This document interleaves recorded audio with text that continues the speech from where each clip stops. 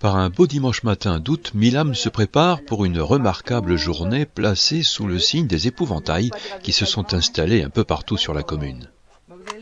Les premiers randonneurs sont déjà partis à la découverte des veilleurs de récolte. Il y a ceux qui les regardent vite fait, et puis il y a ceux qui les étudient de plus près. Votre avis ? Moi je dirais 1m80, moi je fais 1m87.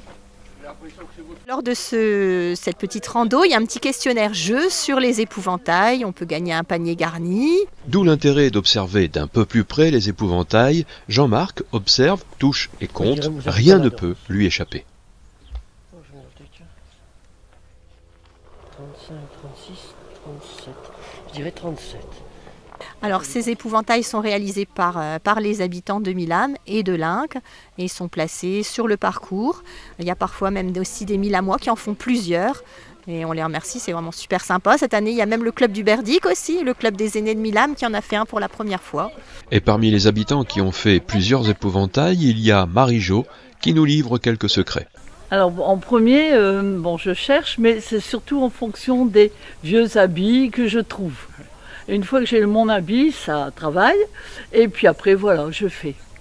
Après les autres, c'est selon l'idée qui me vient, en disant un épouvantail se fait pour quoi chasser les oiseaux, donc voilà, dont l'idée des lanières. Et après l'autre côté, le dernier, c'est selon ce que j'avais sous la main.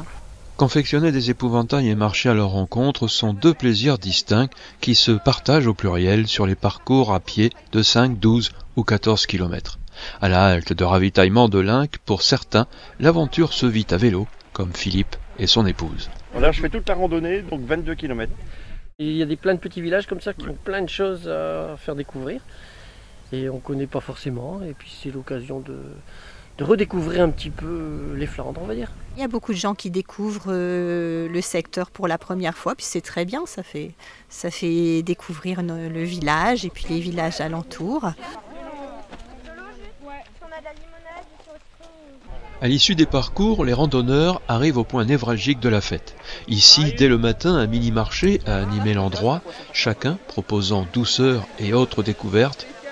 Après le repas, les chants de marins de l'EAM de Grand-Fort-Philippe ont apporté un petit air salin et entraînant, suivi des meulenards avec leur danse traditionnelle flamande.